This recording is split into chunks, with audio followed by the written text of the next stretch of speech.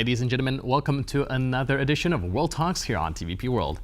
I'm your host, Benjamin Lee, and please join me and my guests on this next interview. In the escalating information war around Ukraine, every word exchange between Washington, Moscow, and Kyiv is weaponized. From conflicting depictions of prisoner exchanges to the latest Trump-Putin phone call framing Kyiv's drone strike as terrorist actions, the narratives diverge sharply. Now, what does the U.S.'s role in shaping this discourse mean for truth, influence, and diplomacy? Joining us on TVP World is Sergei Erofeev, a Rutgers University sociologist and expert on state communication, propaganda, and cultural contestation. Sir, and welcome to TVP World. Hello, Ben. Good to be back with you. Now, we're trying to decipher all these competing narratives around recent Trump-Putin phone calls, as well as the prisoner exchange between, of course, Ukraine, Russia, and the United States. Can you first help us understand what you think the real story is behind the Trump-Putin phone call, and what are the parties trying to portray in order to align with their own interests? Well, Trump is a real gift to Mr. Putin. He helps him to break the isolation he found himself in after the beginning of this war. And of course, what helps tremendously is this cultural specifics of Trump's behavior.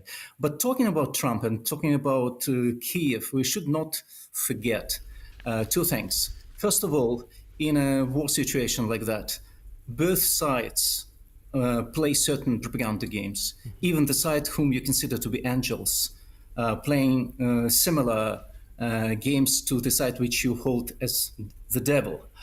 Ukraine has to participate in this information war, but like the kinetic war was started by Putin, the information war was also started by him. We should not forget that.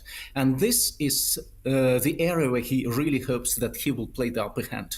And he's manipulating Trump. And the most recent events, such as showing how Putin is open and kind to return the dead bodies of Ukrainian soldiers to Ukraine. This is another manipulation.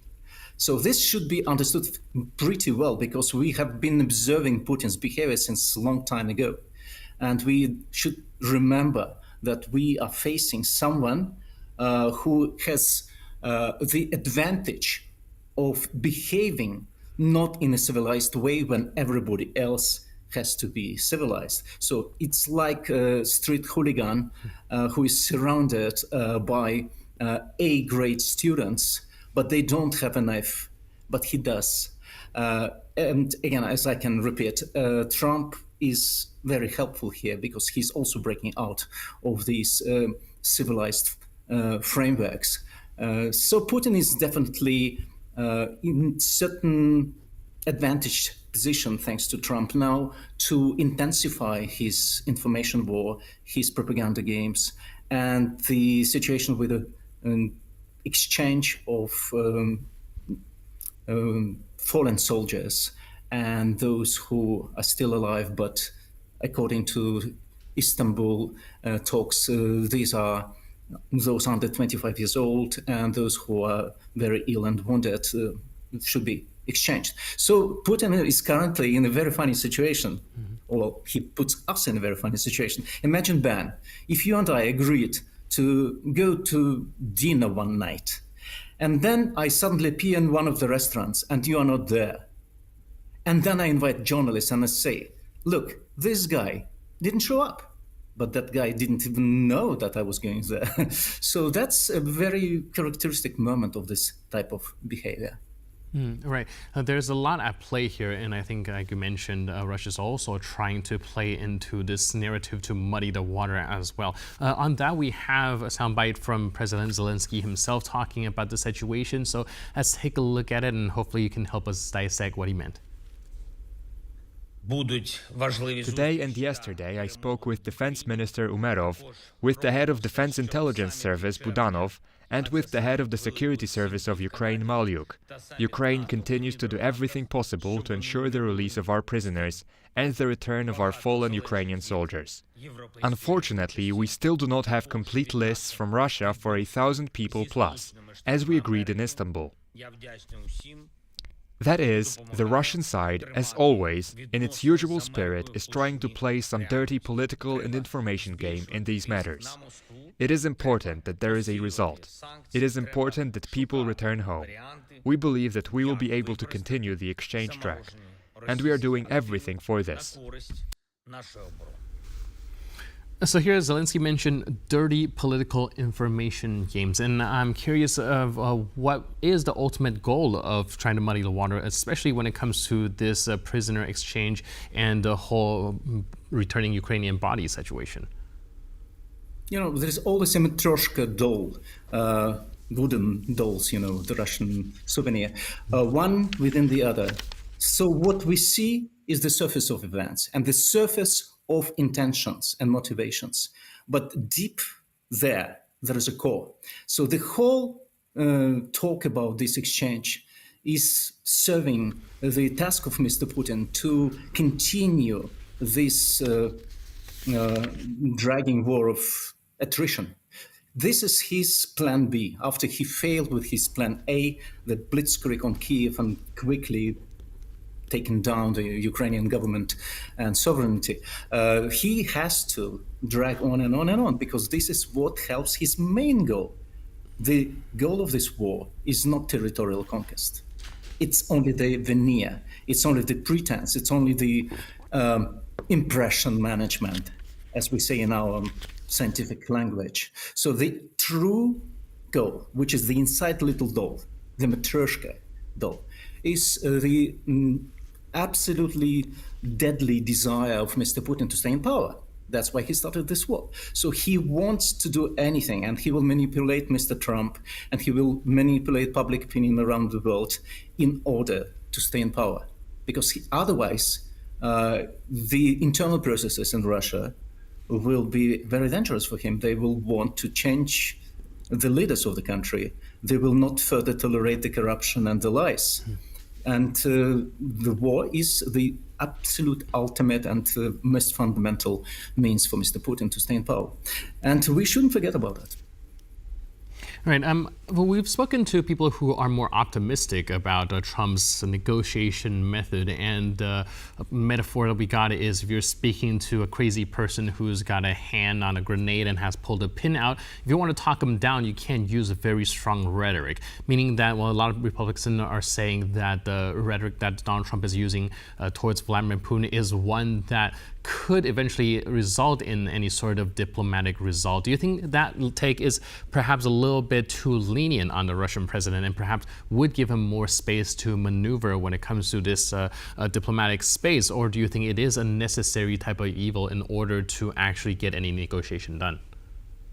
Well, with Mr. Trump, one should understand that he doesn't love anyone very much. He doesn't hate anyone very much.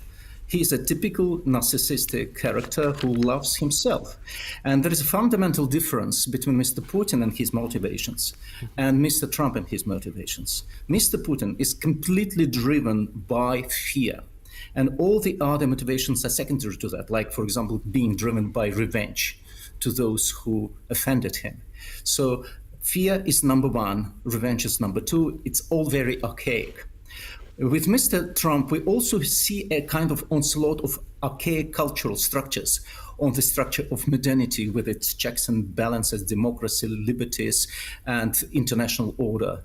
So Mr. Trump is not driven by the same kind of fear as Mr. Putin. He is driven by his showmanship. So he wants to be loved.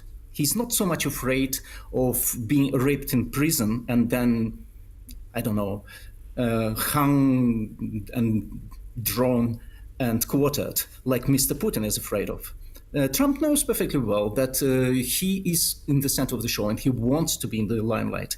And exactly for that, and not for the peaceful solution of some conflict somewhere, he's doing anything to attract public attention. So he has a number of offers to the American public. First of all, he wants to improve the economic situation of the Americans, or he says that he wants, and he proposes certain things, which in fact may just hurt, just do the opposite to the American economy. He wants more security for his country, or he says that he wants more security for his country. And that's why he's introducing these draconic measures regarding immigration, for example. And he wants to be seen around the world very similar to Emperor Nero of Rome, carrying around his musical instruments and singing to wide audiences, and being seen as almost a godly figure which brings peace and prosperity. So he talks about peace, and the number one item on his peace list is, of course, to stop the war between Russia and Ukraine. It's not that he wants that peace. He wants to use that factor. He used to use the respective rhetoric in order to be in the limelight, be admired by Americans, be admired by other people. That's his main purpose. And this goes very well with Putin's playbook. And this helps Putin to manipulate Trump. He is the one who can praise Trump, maybe not always directly, unlike some other Western leaders. So he wants to be praised. Putin knows how to manipulate Trump. And he's dragging also the peace negotiations or ceasefire negotiations, because he doesn't want to end this war, because the war is actually the main instrument for him to stay in power. Right, that's a very good point here. This narrative warfare might actually just undermine diplomatic progress or even risk further escalation. But in the meantime, thank you so much for your input and insight. Really appreciate it, and thanks for being with us on TVP World. Thank you, Ben. Cheers. And thank you for tuning into this edition of World Talks. But for more news, update, and commentary, please stay tuned to TVP World.